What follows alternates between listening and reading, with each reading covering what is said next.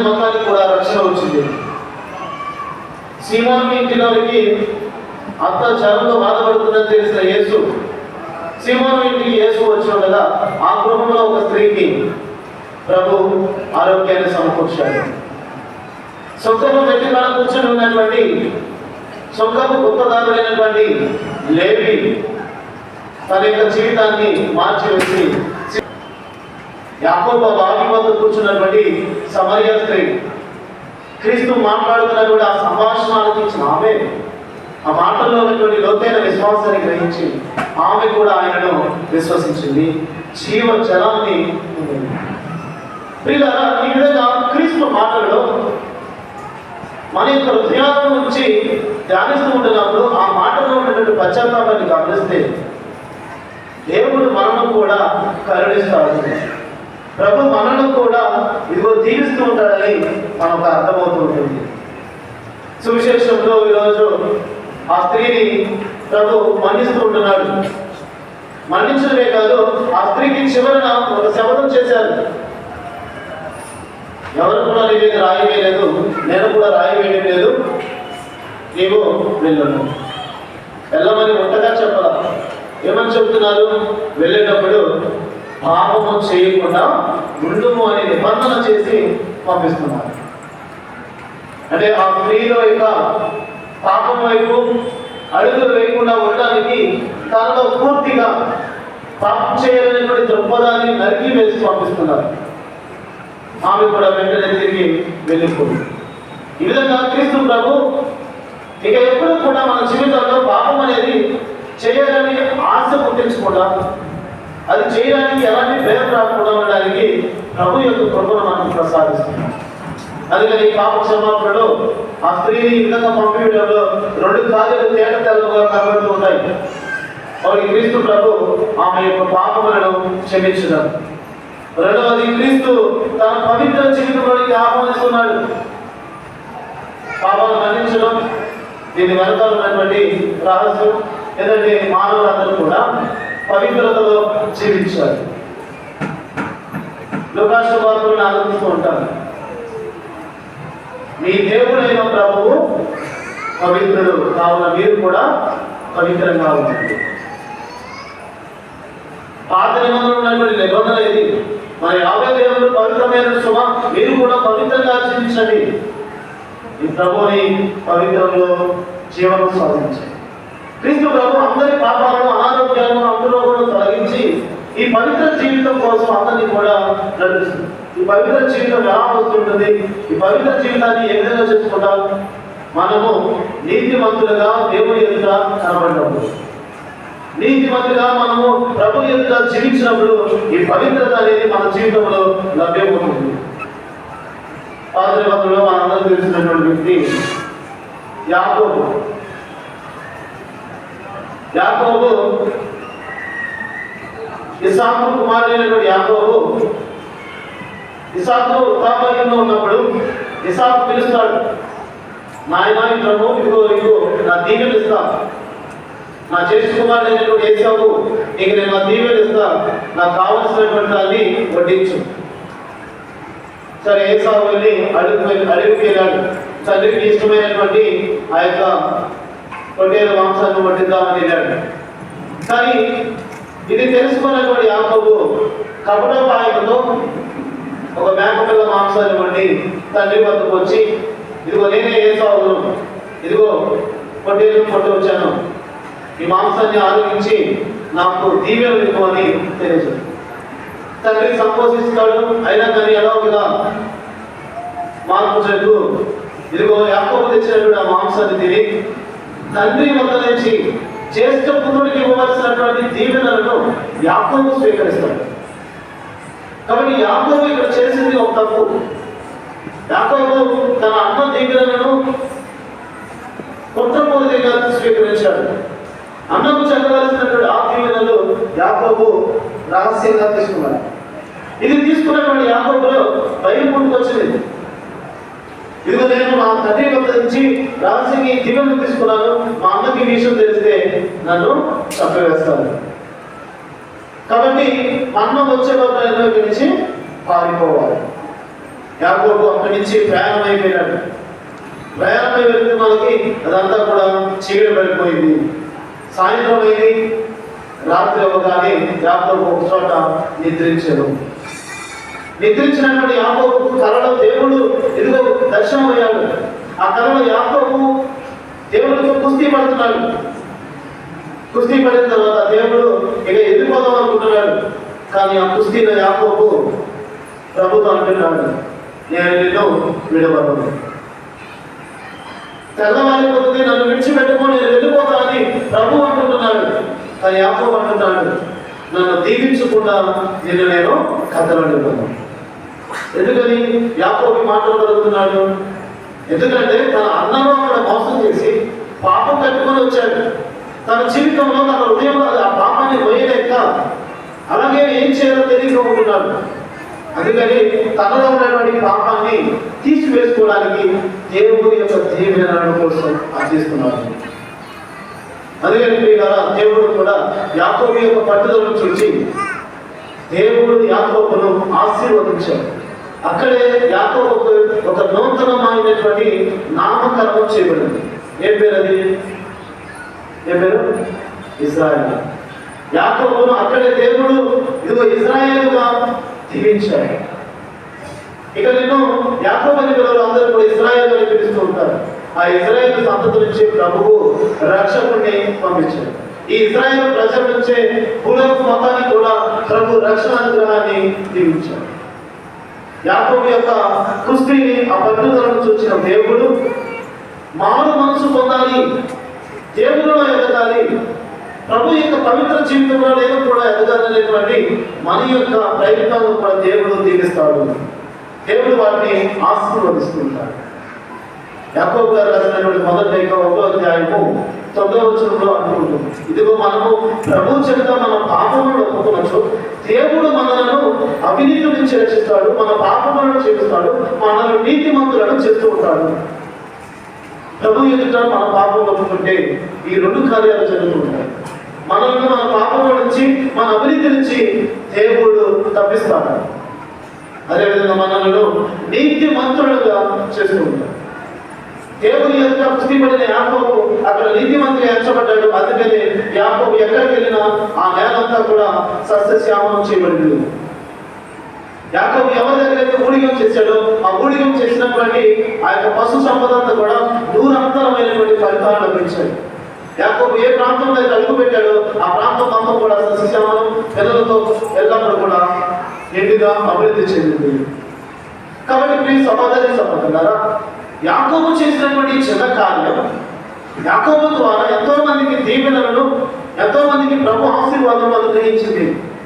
నేను ప్రభు ఎదుట చేస్తున్నటువంటి చిన్న ప్రయత్నం, పాపమును ఒప్పుకొని పశ్చాత్తాపంతో దేవుని చెంతకు తిరిగి రావడం నీకు ఎంతో ఆశీర్వాదం. దేవుని యొక్క కటాక్షము, దేవుని యొక్క కృప నీకు ఎల్లవేళలాగా ఉంది. అందుకు ఉదాహరణే ఈ యాకోబు. మన చుట్టూ ఎంతో మంది శత్రువులు మన మీద నిందలు వేయడానికి, మనల్ని అడగజొట్టడానికి ఎంతో మంది ఉంటారు. కానీ నీ పశ్చాత్తాప హృదయం, నువ్వు పొందుతున్నటువంటి మారు మనసు దేవుడు నిన్ను చూస్తాడు. ఈరోజు సువిశేషంలో ఆ స్త్రీ చుట్టూ ఎంతో మంది ఉన్నారు. ఆ స్త్రీ చుట్టూ చాలా మంది ఖాళీగా లేరు, అందరూ కూడా రాళ్ళు పట్టుకొని ఉన్నారు.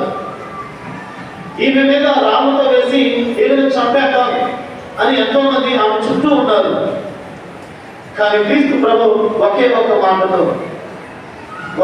మాటలో రాళ్లతో కట్టుకున్న వారి చేతులని కూడా ఇదిగో విడిచిపెట్టి పంపి రక్షిస్తాడు. అంతమంది జనసమూహము ఒక వ్యక్తి యొక్క ఒక మాట వారందరినీ కూడా మార్చింది. దేవుని వాక్యములో మనం పశ్చాత్తాపం చెంది, దేవుని వాక్యములో మనం ఆలోచన చేసుకునే విధంగా, మన జీవితంలో మనము పరిశీలించుకునే విధంగా ఆ వాక్యం అంత లోతుగా ఉంది.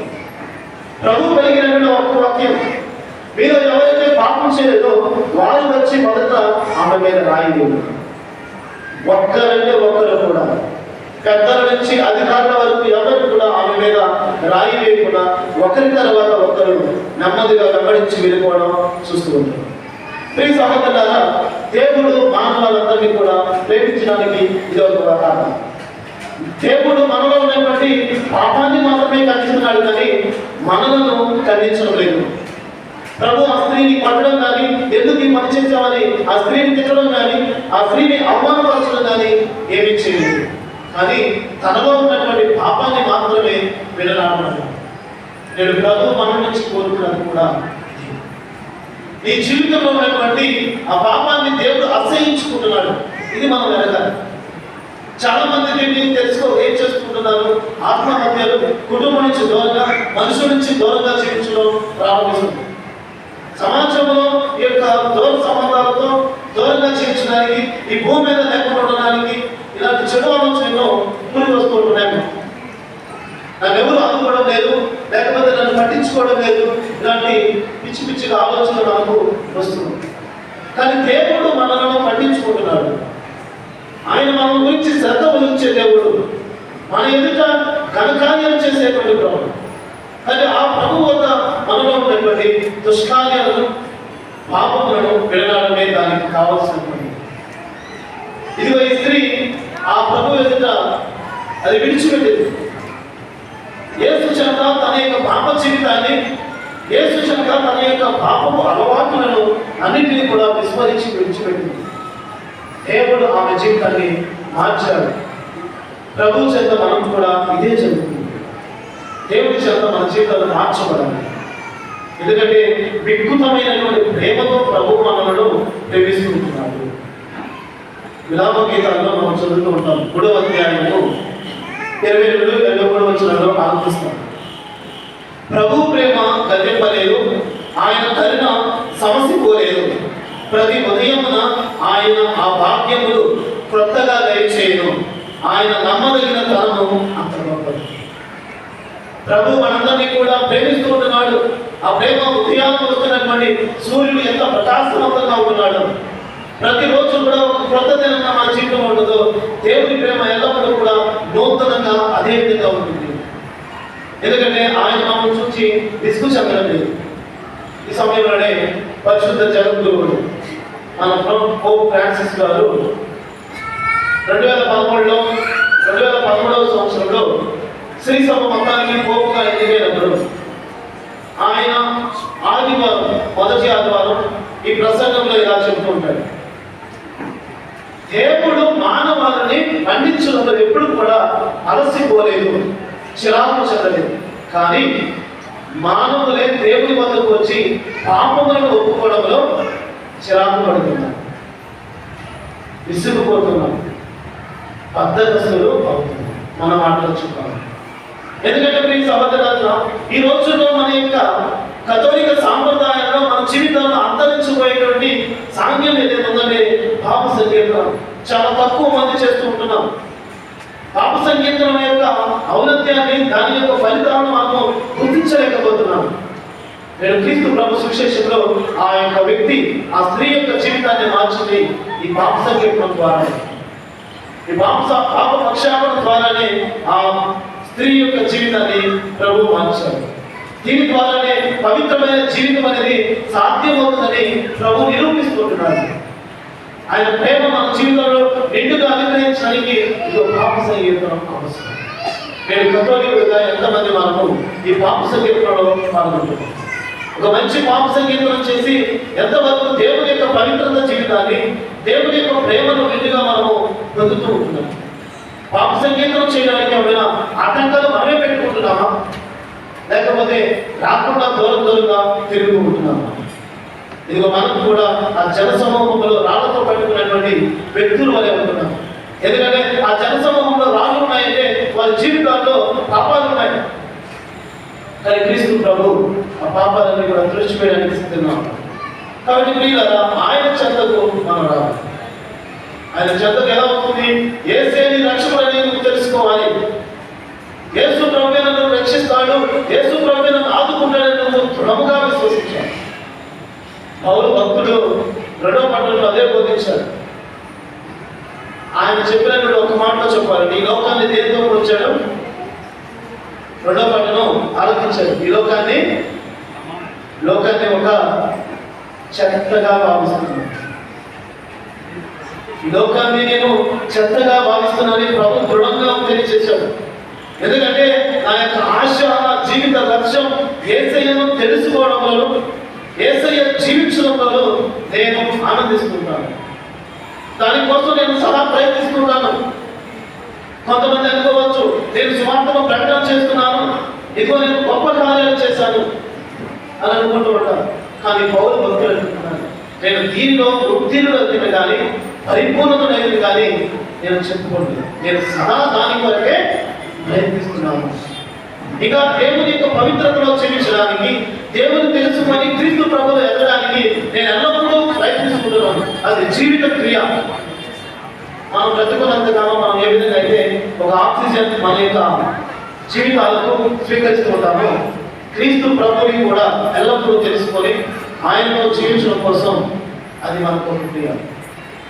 కాబట్టి ప్రియ సహోదరులారా, మన అనుదిన జీవితంలో ఎంతవరకు మనము ఆ ప్రభువుని తెలుసుకొని ఆ ప్రభువుని జీవించడానికి ప్రయత్నిస్తుంటున్నాం. ఈ లోకాన్ని చెత్తగా అంటే ఆయన సాధించినటువంటి అర్థాలు. ఒక పరిచయుడిగా ఉండి బాగా మేధావులు ఏంటి, ఎంతో పట్టాభద్రుడు అయ్యాడు, అవన్నీ కూడా శూన్యం. ఈ సమయంలో నేను థోమస్ అక్వినస్ గారు కూడా చెప్పవచ్చు.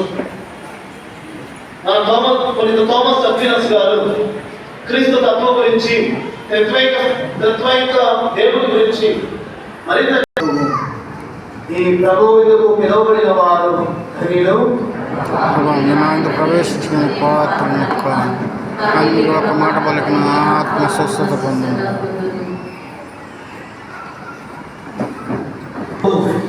ఆ ప్రభువుని మన హృదయాంతరాల నుంచి స్తుతించుకుంటాం. పరిశుద్ధ పరమ దివ్య సత్ప్రసాదమునకు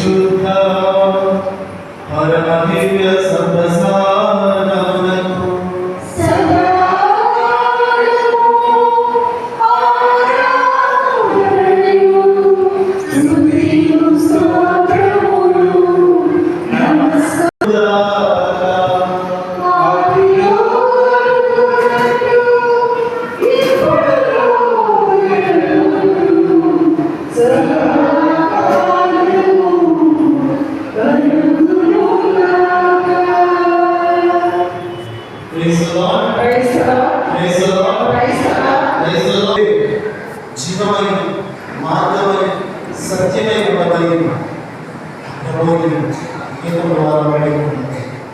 అందరం పిలుస్తుండగా దేవుడు మన హృదయాలకు వస్తూ మనల్ని మారుస్తుంది. సత్య మార్గంలో, జీవ మార్గంలో మనందరినీ కూడా ముందుకు నడిపించుకోవాలి. నేను పిలిస్తే చేస్తాను.